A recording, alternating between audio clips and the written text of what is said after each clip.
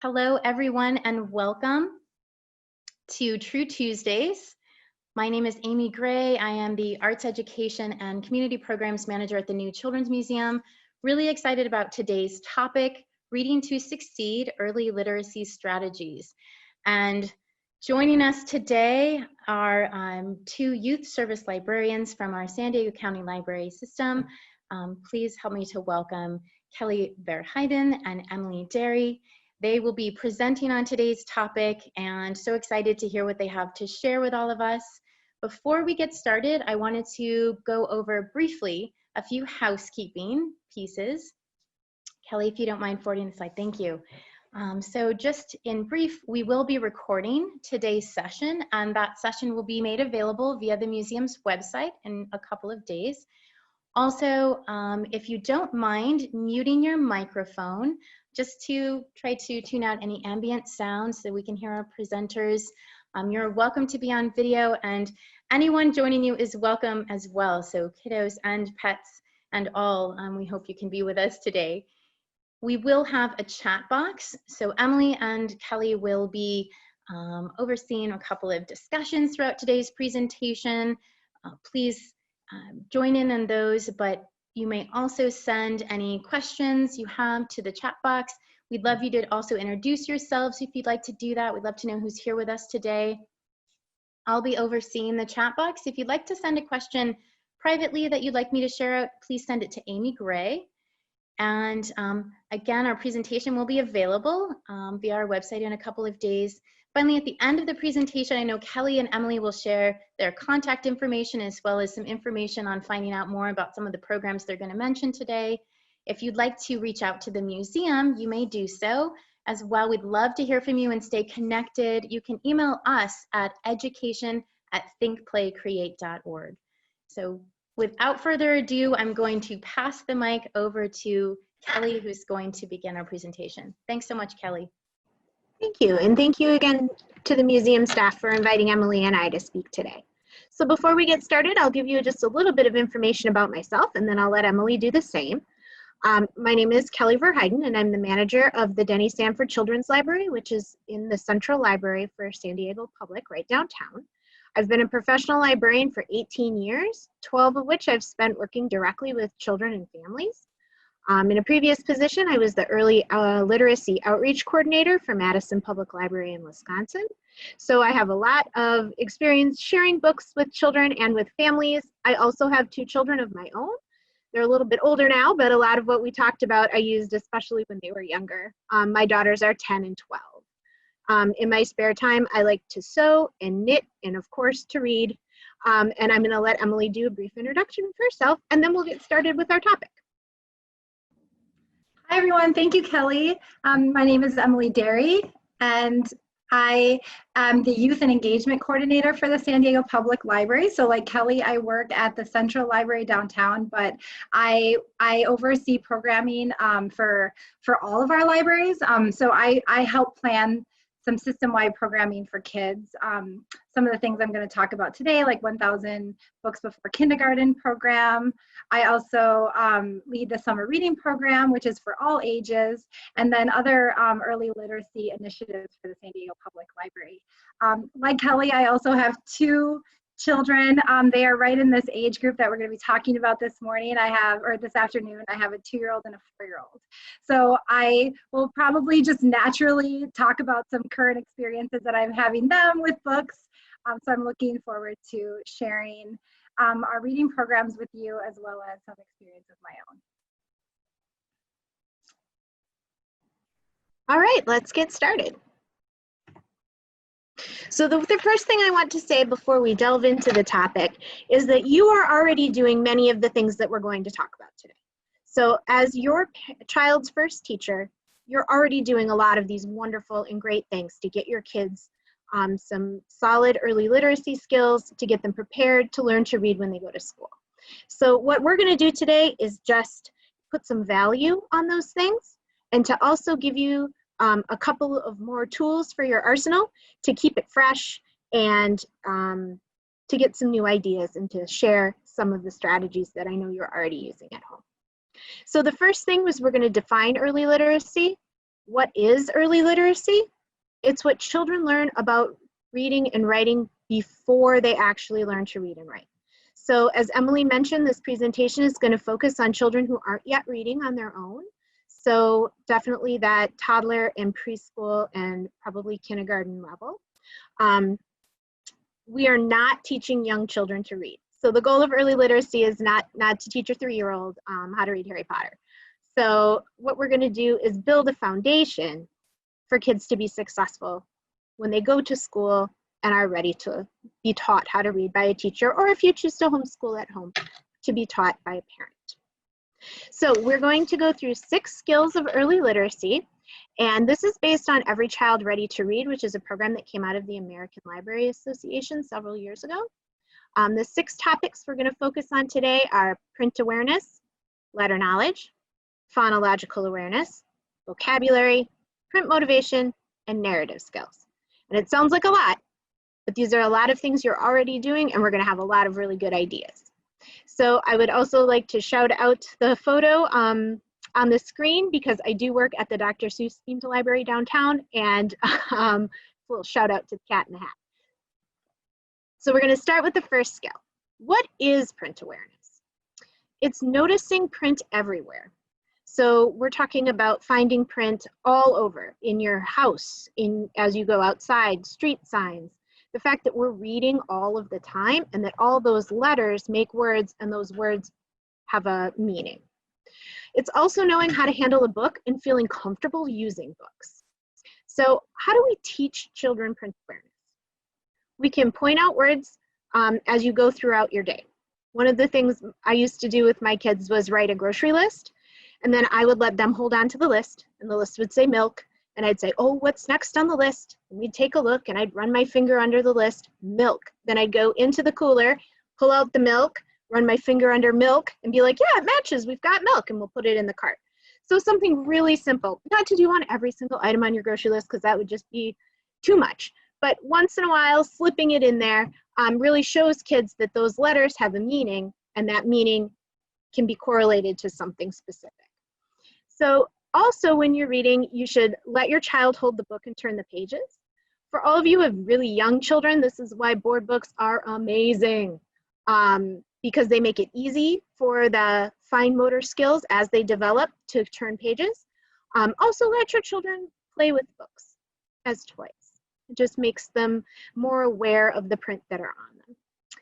One of the best tips I have for print awareness, and I'm going to share a bunch of books as I talk today, because well, we are talking about early literacy and how to share books with our children. So I'm going to share some books with you.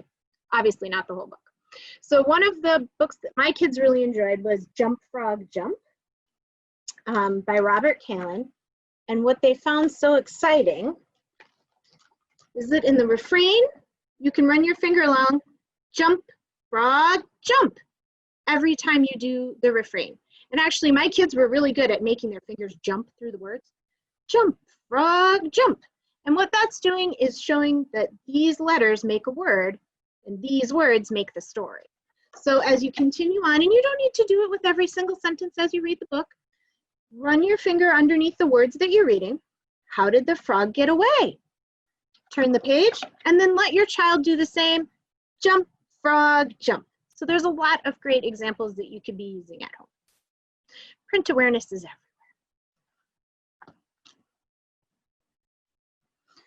Our next skill is letter knowledge. And that's an easy one, because it's all about knowing that letters are different from each other and that they have different names and sounds. So one of the ways that you can share letter knowledge with your children is to read alphabet books. A classic that probably a lot of you have at home is Chicka Chicka Boom Boom by Bill Martin Jr. And the great thing about this book is that it does both the uppercase and the lowercase letters. You can sing the ABCs. We do that a lot in story time just to get kids ready and to get through those letters. You can also play with letters. So if you have letter blocks, if you have foam letters, if you have magnet letters, just having letters available for kids to play with, they can trace their finger over the top of them to kind of understand what the shapes are. And then you're also incorporating play along with early literacy.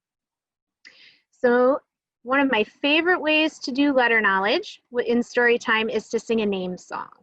And we're going to focus on the first letters of our name, which is the most important letter for kids because it is the most exciting letter. It's the first letter they learn how to write, usually is the first letter of their name. So my name is Kelly, and that starts with the letter K, and I'm going to demonstrate my letter song for you. K, my name is Kelly, Kelly, Kelly. K, my name is Kelly, what's your name? And then the next child would say, my name is Lana. That starts with, and we'd all go, L, L, L. If I had a whiteboard, I would write down the letter. But if you're just singing this in the car, like I did with my children when they were young, we would just say the letter. She would say L, and then we would sing for her. My kids love this song so much. We sang it driving around whenever we were bored or we were waiting in line.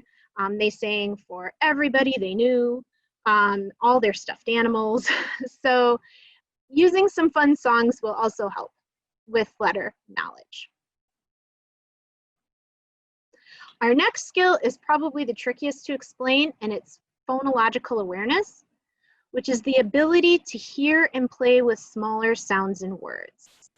And why this is important is because as children learn to read and they start sounding out words, they need to know that the parts of the words sound differently so that they can then put the words together to make, or put the sounds together to make an entire word.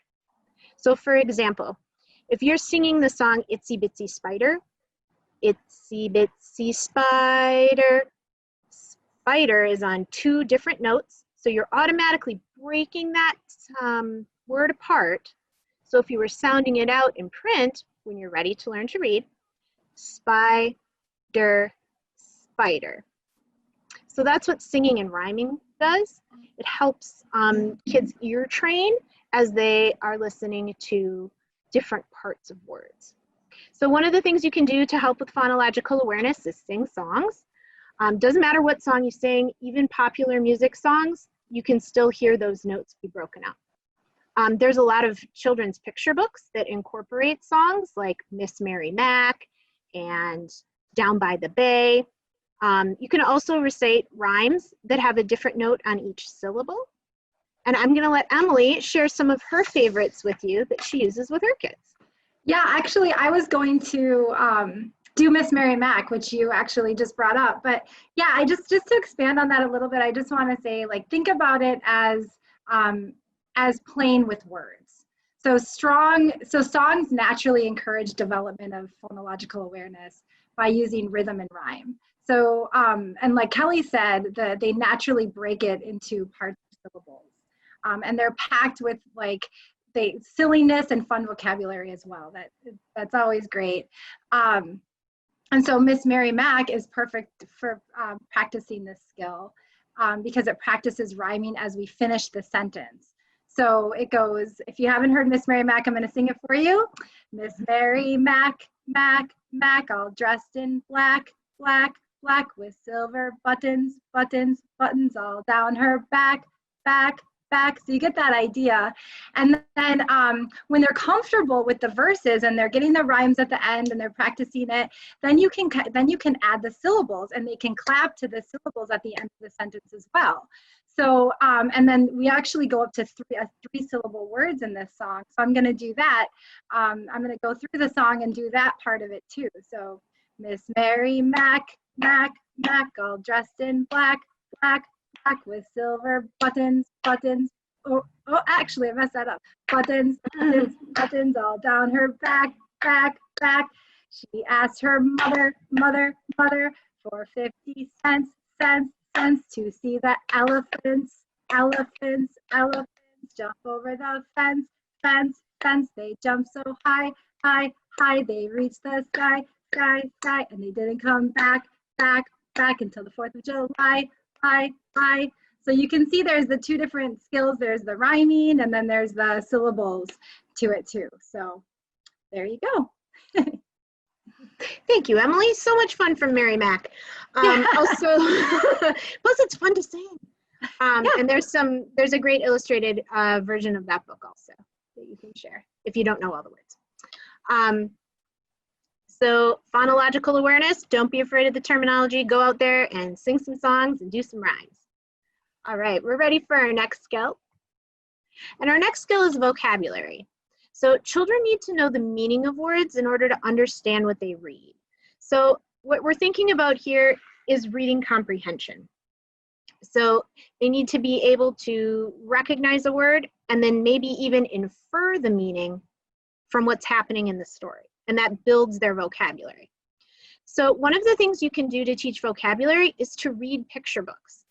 The vocabulary that we use when we speak is different from the vocabulary that is written in books. And that's because when we speak, we tend not to use as much descriptive language as what you do when you read a written work.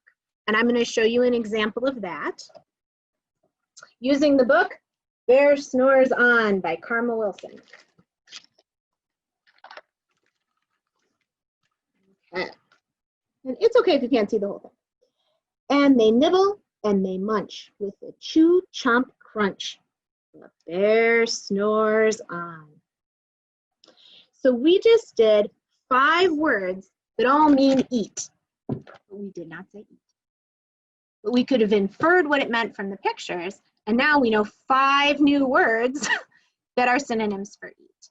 So that's one of the great things that picture books do, is they expose you to different types of language that you don't use in conversation. So that's already putting kids at a huge advantage for when they start reading and they start bumping into those words that aren't used as often in conversation, being able to infer what they mean from the text.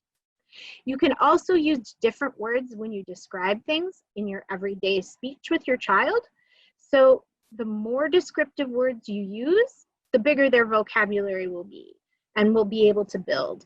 So instead of saying, was that stick pokey, you could say, was it sharp? Was it picky? Was it rough? That just gives them even more words to use to describe their emotions. And for emotional development, it's especially important because as they can get to using more descriptive language, they can better let you know how they're feeling and what they need. So that actually reduces a lot of frustration too.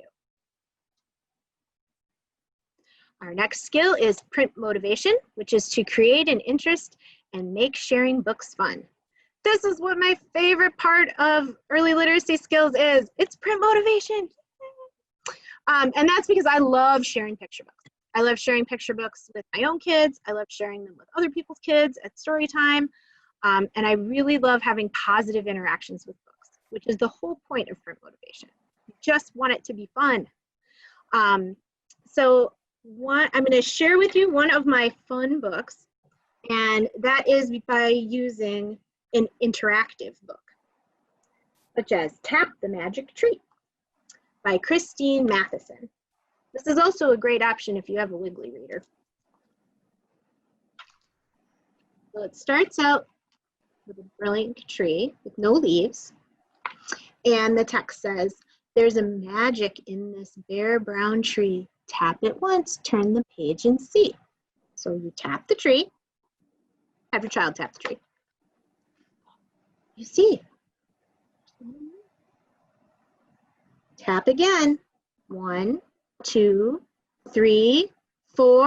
What do you think is going to happen? Wow, now there's 5 leaves. The whole book continues on like this. You rub the tree to keep it warm. You jiggle the tree. And it makes the reading experience really exciting because it's both incorporating like whole body movement, but also getting a bunch of those literacy skills. Emily's going to talk a little bit about sharing books throughout your home and some other ideas about having a book-rich environment. Yeah, thank you, Kelly. Yeah, so I just wanted to express sort of what Kelly was saying too about, so children, it's about having fun, right? Ultimately, we want to have fun with the books, and children should feel as comfortable with books as they do their own toys. So, and as Kelly showed with Tap the Magic Tree, is that it's a fun game to go to play in the book. There's a lot of games like there's a lot of books like Press Here that are doing that now. And it's a lot of fun to do that. But there's also many ways that we can interact with books. They have flaps, sensory materials. Some even have wheels. So I'm just going to be, here's a book that I got from my son when he was 2, my older son. And I'm going to be totally honest that when he picked this out at the bookstore, I was like, I don't really want that on my shelf. It's not going to go nicely on my shelf.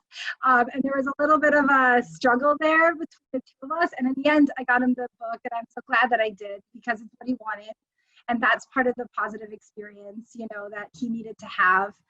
And it became one of the toys, but it was also a book. So as he was rolling it around on the floor, he would, of course, open it up, and we would end up reading it every time he played with it. So, and then another one I just want to show is this one, Busy Car book that actually comes with a car that rides on a track. And this was, he picked this out at a preschool event, but it runs around the track. And it was another eye roll for me, a little bit. But, you know, it ended up being super awesome because it provides more narrative for him. So I'm reading the stories as he's going around, but he's creating his own stories. Every time we read this book together, we get on the floor and he's going along the track with the car, new things are happening in this town, in the places that book takes him. And so he's telling his own story. So I think we're going to talk about narrative in the next slide, but I just wanted to mention that other things come out of it, other positive experiences come out of it that you might not ever anticipate. But again, the point is that reading should be fun, and whatever helps your child better engage with the book is great and is okay. So, and then I also want to talk a little bit about book-rich environments. So it's really, really important to have books everywhere your child goes in their home. In their bedroom, in your living room, have bookshelves at their level so they can pick books up out all the time. My kids have both they kind of fluctuate. They're both not usually like this, but always at least one child is constantly getting books from the bookshelf and coming over. And then the other one is playing, but then as soon as I start reading, they come right over and start listening. So they're just there for them whenever they need them. And then, you know, keep books in your car in case you get stuck in some traffic and they need something to look at, to flip through on their own, and they can start reading. They can tell you the stories even if they're not reading yet, from the pictures. In your diaper bags for when you're sitting at the doctor's office. Just like I said, anywhere that your children are, you can have a book there waiting for them in those moments. So that's for the book-rich environments. Thank you, Emily. I still have books in my car for my children. They tend to be like nonfiction books, like the 100 Weirdest Facts About Snakes or something like that. But it continues on, and they continue to grab a book and look at it even now, even if they're not going to read like a whole chapter book. So I think it's really important just to have books all over the place and make it fun, and to let them choose what they're interested in. And it might differ depending on what day it is. And that's kind of fun too.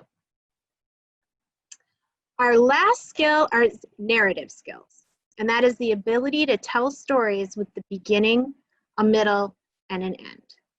And this goes directly into helping children with reading comprehension. So many years in the future, when young children take a standardized test and they have to read the paragraph and be able to tell you what's happened, that's what narrative skills help us build. So how do we teach narrative skills? We ask questions while we read, and we're going to talk about that in the next slide when we cover dialogic reading. We're going to let children retell the story. Like in Emily's example, how the story with the car, it's a different story every time. Or it's the same story, but they're not using the exact same words that are printed.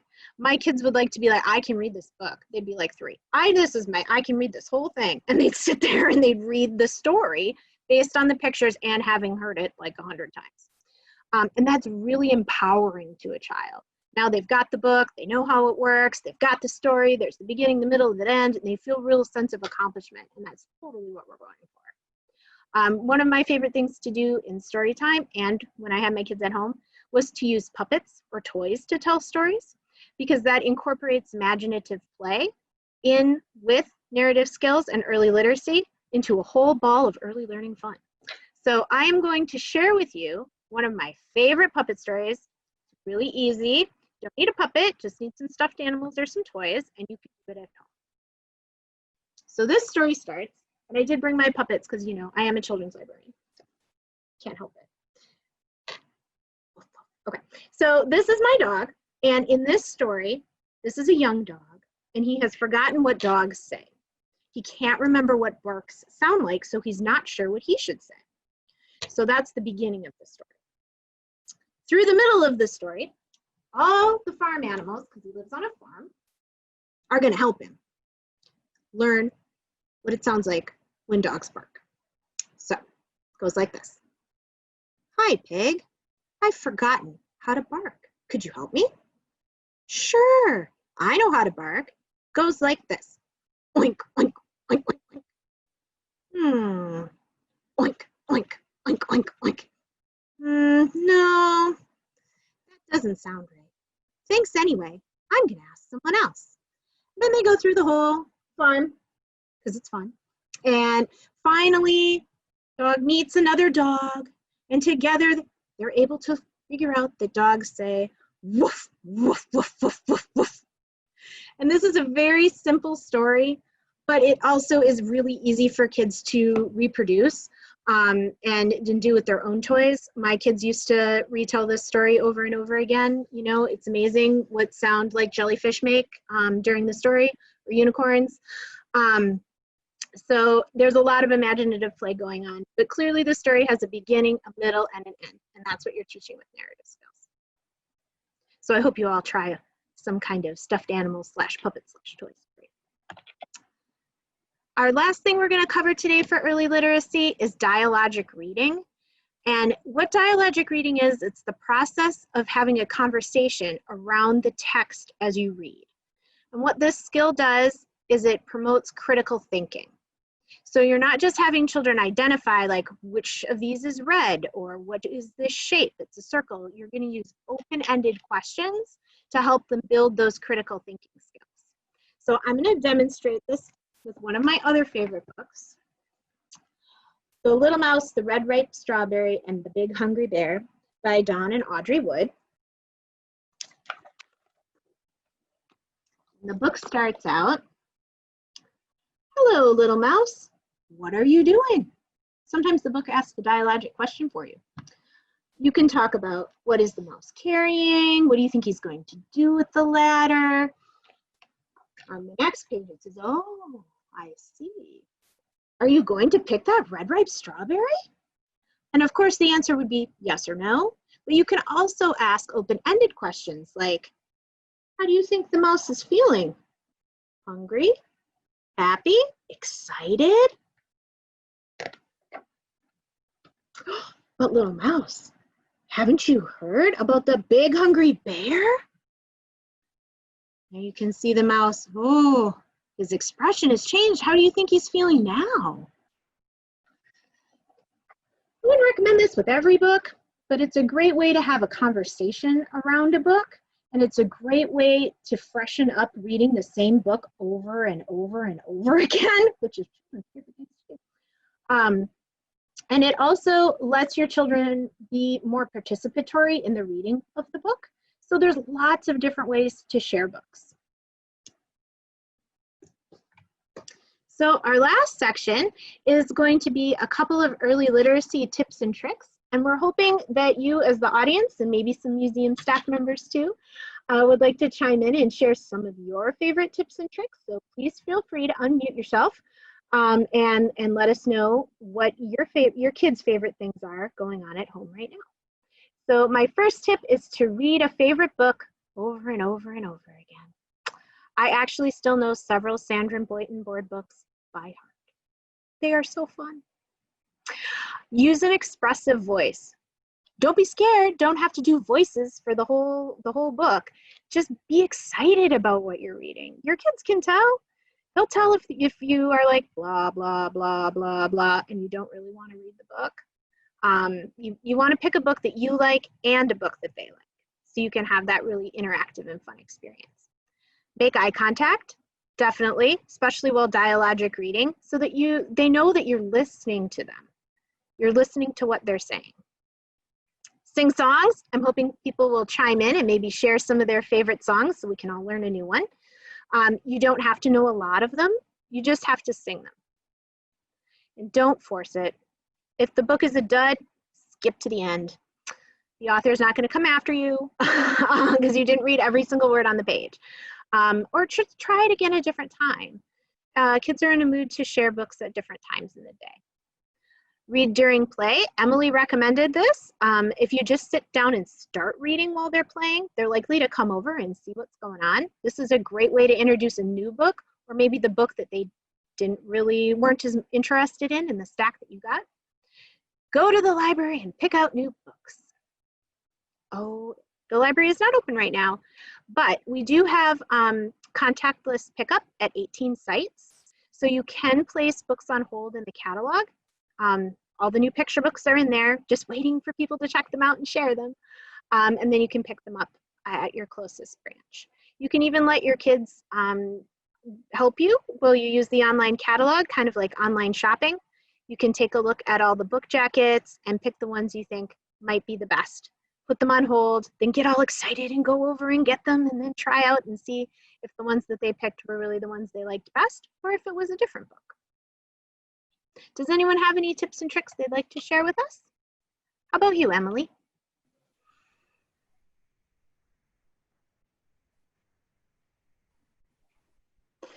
Yeah, just to expand a little bit on the read during play, I find that helps a lot. Like even if they don't come over, they're listening, right? Mm-hmm. So it's just something. And then another tip is kind of goes along with that. If they're playing and you're reading them a book and maybe they don't seem like they're paying much attention, just read your own book. Pick up a book, your book. I know it's hard as parents sometimes to find time to read a book. And even if you're not able to really focus on the book because you're kind of paying attention to what they're doing too, if they see you reading, then they understand that this is a lifelong activity. Mommies and daddies like to read too. So yeah, it's just another tip for keeping that lifelong learning and lifelong reading going. I'll share a little bit. My son is now 12, so he reads on his own, and which is really wonderful. And he loves the library system. So we will definitely try the checkout. So one of the things that was really fun is I would let him pick the books, as you were saying, like, let them self-direct. And even though I knew he couldn't read, he had kind of remembered which book was which. So we had the miniature Dr. Seuss series. Run, Dog, Run, and things like that. And somehow he associated the title that I would say with the actual book. And so, we kind of made it a game. So, even before opening the book and sitting down to read, it just became this thing where he would pick out the book. I might say the title, he would point. But if he didn't want that one, he would pick something. It was just really fun, like the whole, and then now I am thrilled that he, reads on his own and really enjoys it. So yeah, I wish I can go back to when he was younger, and I wish I knew some of the things that, you shared today. Yeah, but thank you. You can still share picture books with your older kids. My kids are 10 and 12, and I still bring picture books home, especially if they're funny or if the art is interesting. Yeah. They just enjoy books in general, and I think that it's a good thing to keep going. Yeah, and the idea of making narrative out of them. I love that. Mm-hmm. Yeah, I had a science teacher in sophomore year of high school share the Lorax with our class. And we did a story time with the Lorax, and that was really a big deal for me. I mean, I'm talking about it right now. And so it really stuck with me that a teacher was reading a picture book to us, and it was great. It was and became one of my favorite books at that point. It was very powerful. So never too old for a picture book. Kelly, I appreciated your mention of involving your little one with lists and sharing that with them. And I could relate to that. My son and I create lists, and sometimes I create lists specifically for him for a scavenger hunt around the house, or he has play food, and we do grocery lists that he has to fill out. And sometimes I draw pictures next to the words just to help him connect the two. Sometimes the picture is really easy to understand and sometimes it's not, but that's okay. He's really loves the idea of it. So I appreciated that suggestion because it's definitely something we have fun with at my house. And that made me think of bingo. My son has been playing bingo with little images with the words, and so I've been playing that with him. So that's another way to recognize the words with the pictures as well. So.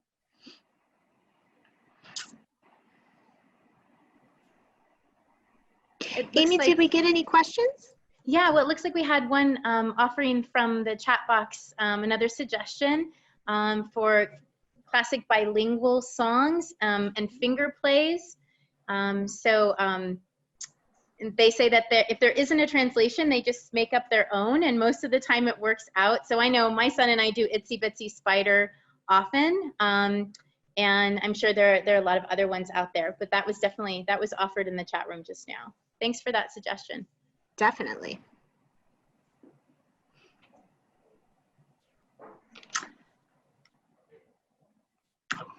Well, do we want to move on to the reading programs, and then maybe we'll think of some more questions at the end, because we have another opportunity for sharing too at the end. Sounds great. So Okay. Emily, I'm going to stop sharing and then you can share so you can control your slides. Is that okay? Go ahead and you can just keep it on. I don't want to. Okay. Yeah, just go ahead. Sounds and good. I'll just cue you over. All right, I'm on it. Thanks. Okay, thanks. All right, so now that you are armed with a few new literacy skills up your sleeves, the library will actually reward you and your child for reading. So you can earn prizes by logging your books online with 3 reading incentive programs that we have at the library, at the San Diego Public Library. The first one that's happening right now is the summer reading program. It goes from June 1st through August 31st, so we do that annually with those dates. And the summer reading program is for all ages. So it's not just for children. We really encourage parents to read along with their children for the summer reading program, because like I mentioned before, when children see the adults in their lives reading, then they understand that this is a lifelong reading choice and that it inspires them as well. The second program that I'm going to talk about is the 1,000 Books Before Kindergarten program, and that happens year round. So there's no window for that. You can do it. You can start at any time and you can finish any time. And it's for ages 0 to 5, and I'm going to talk about a little bit more about that program in a little bit. And then finally, just this last year, we started the Winter Reading Challenge, and that happened from January 1st through January 31st. So I'm not going to talk more about that today. That was also for all ages, but I'm not going to talk more about that today just because I want to focus on those two programs, the summer reading program and 1,000 books. But keep your eye on our website, sandiegolibrary.org, getting in December to see what we have going on for the Winter Reading Challenge this year. So next slide. So if you go to, like I said, our main website is sandiegolibrary.org. You'll see tiles of different programs, like our pickup service that's going on right now, our Do Your Homework at the Library tile, and then also we have the summer reading program tile. This year we're doing, our theme for summer reading program is Dig Deeper, Read, Discover, and Investigate. And it's a virtual summer reading program.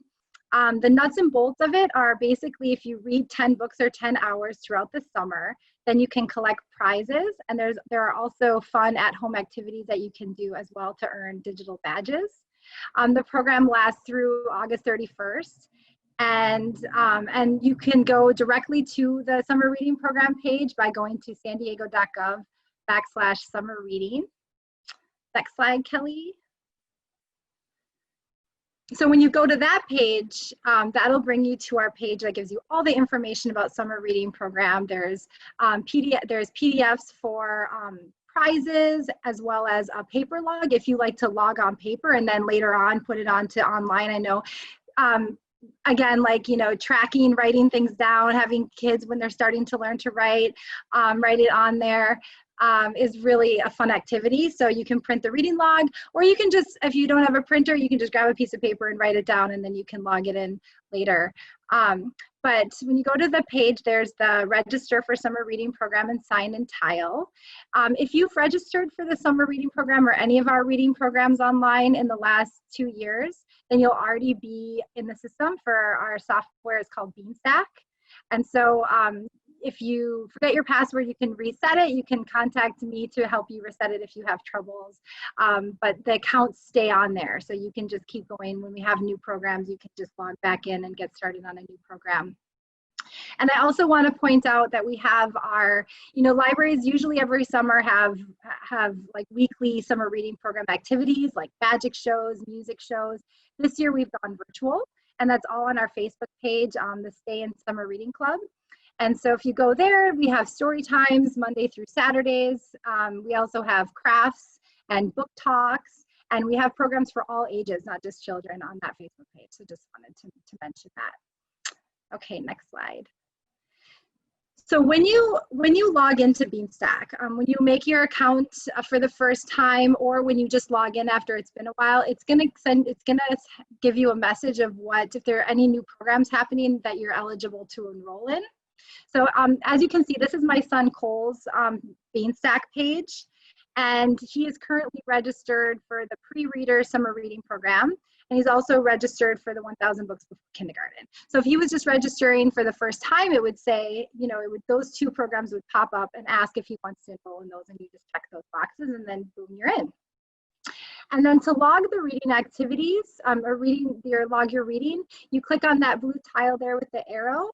And what's really cool is that if you're enrolled, if you or your child is enrolled in more than one activity, when you log a book or you log the time, then it'll automatically record it for both of the programs. So you don't have to log it for summer reading program and then also log it for 1,000 books before kindergarten. It just goes into one bank, basically. And there's also other cool things on this page where you can go to your reading log and see what you've entered in the past. You can go into, let's go into the challenge, and then I can show you some more activities. So next slide. Oh, I guess not. You can also, when you go into your Beanstack page, you can see the activities. We have different activities that you can do for all the different age levels. There's adult activities, and that's how you get your digital badge for activities. Those are not required to get the prizes, but they are just fun extras that we have this year. So you're probably wondering, okay, I'm going to get prizes for reading. What are those prizes? And so this is all, like I said, this is all available on our website as well to see, but we have them broken into 3 different age categories. So prizes for children, teens, and adults. And so I'm just going to kind of go over the children's ones briefly. The best one on here is the new Children's Museum, right? You get a new Children's Museum pass if you complete the summer reading program this year. So that's for ages 0 to 11. They also get a book and a tote bag, and then other museums, which are just as awesome. The NAT, you get a free guest plus a free pass plus guest to the NAT, as well as the Children's Discovery Museum, and then the Air and Space Museum and the Model Railroad Museum. And then there's also restaurants that have sponsored too. So we have Panda Express, Yogurtland, and Islands as well. So, right now we haven't started distributing prizes for summer reading program yet. We're gonna add those, we're hopefully gonna add that on soon to our pickup locations, but we'll notify all participants when we're able to start distributing prizes, and they can pick it up. We'll also put it on our website and then put on social media as well when this is available. So hopefully soon. I know people are excited to get their prizes. And in addition to incentives, you're also, another incentive for doing the summer reading program is that you're contributing to our community readathon. So our Library Foundation and Intuit have sponsored the community readathon this year, and they will donate $10,000 if we as a community can read 200,000 books. And by the end of the program, so by August 31st. And we're doing pretty good. So far we've got 65% of the way there. So we're excited about that, and we have 1 month to go.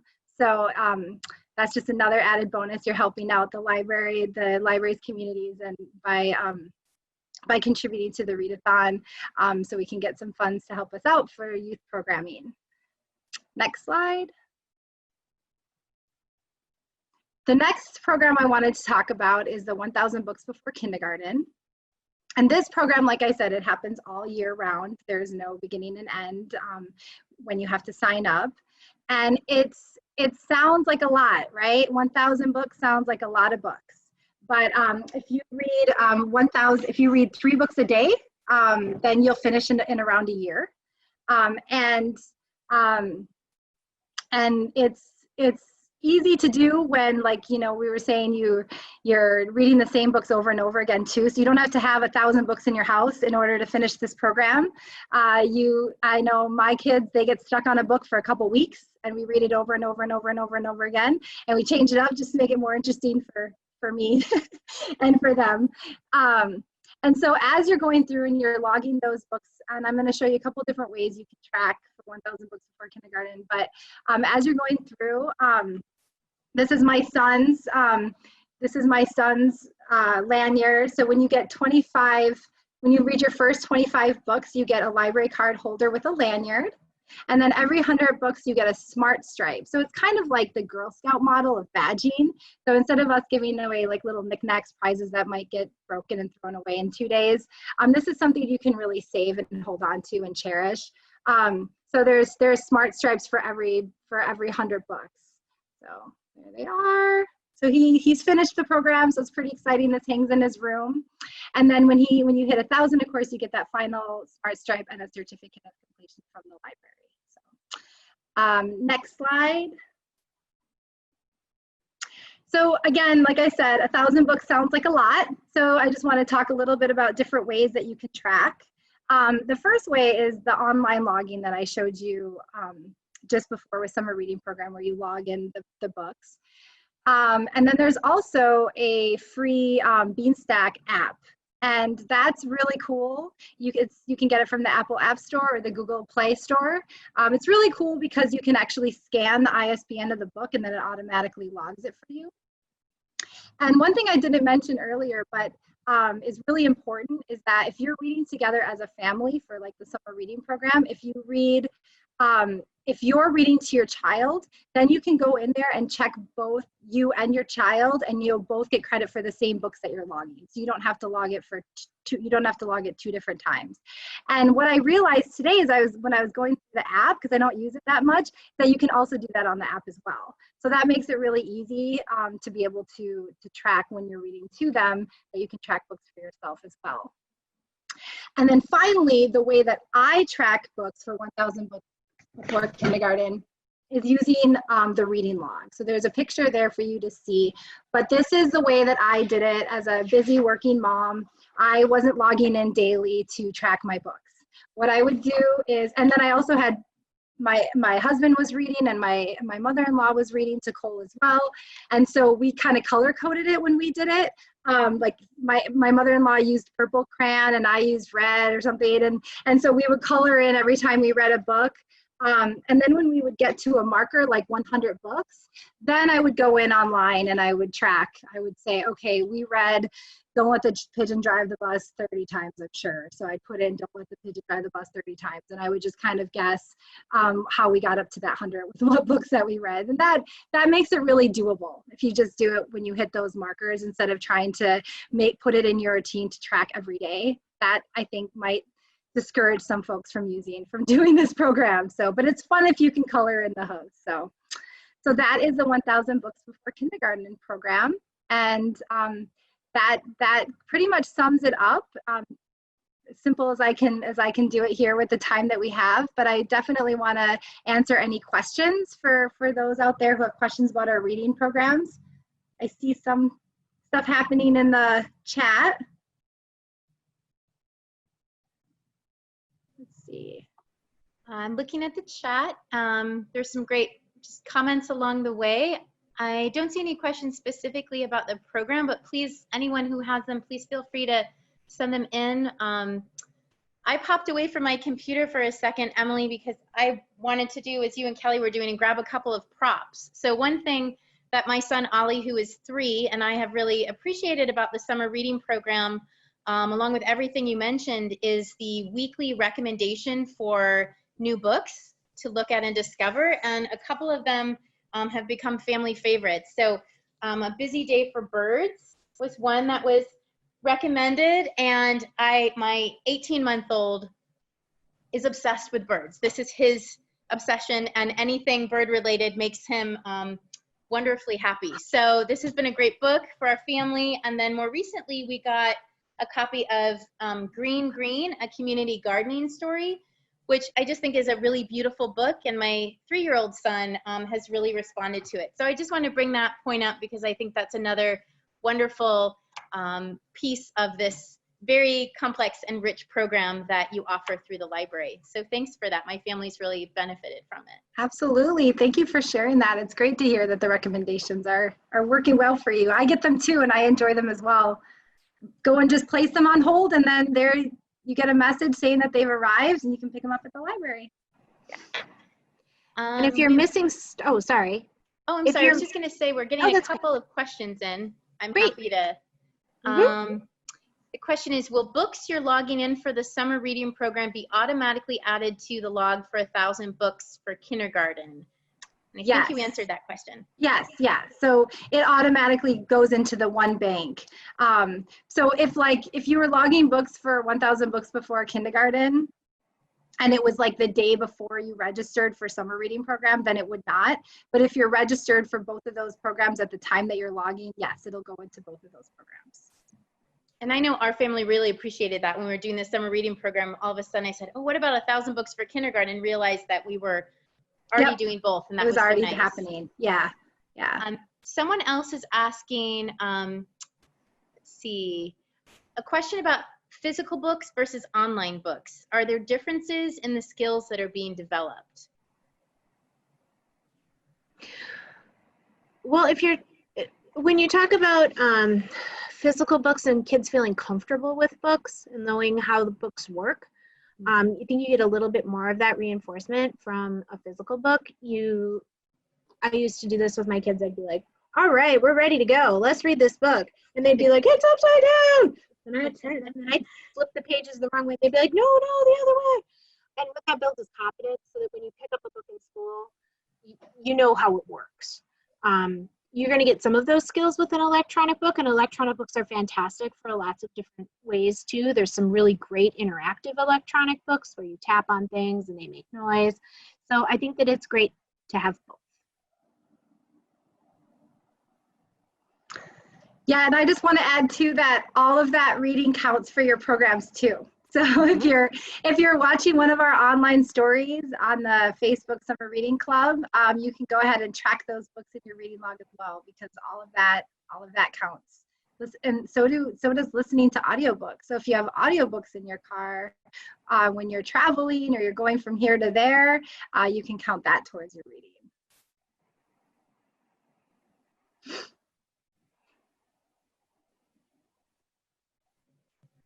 Lots of thanks to you both from the chat room. I think everybody's very appreciative of all that you're sharing today. Thank you. And if you are looking, sorry, go ahead. I was just going to say, someone also mentioned that physical books can give you children a break from screens, which we all know they're getting a lot of these days. They are. And if you are looking for some new songs or some new book recommendations, do check out our Stay in Storytime Facebook page. There's a lot of different librarians who are sharing their favorite books and their favorite songs. And you'll really be able to build up your repertoire and get some new material. Because I know as a parent, I got a little stale after a while, saying the same things and reading the same books over and over again. It was nice to have something new to try. And one thing that you'll see too is that some of the story times are including songs, they're including rhymes, they're including activities that you can learn. And you can also check out some other sites too that have great sing-alongs and nursery rhymes. My favorite is, pretty much all librarians are familiar with this one, but it's called Jaybrary. And that is a really great site. They have a whole set of YouTube videos where two children's librarians are doing scarf songs and shaker songs. And they're really pretty simple, that you just listen to them a couple times and you got them, and practice them with your kids, change up some of the words. and have fun with them. But, you know, sometimes if you feel like you're doing the same couple of songs over and over again, don't be shy to go online and look for some new ideas. And then, like, if your child is interested in a certain subject, like, you could just search for bird children's songs, and there's just probably thousands of children's songs about birds that we haven't ever heard, but somebody made them up when they were coming up with a story time and they needed a bird song, you know. So lots of resources out there.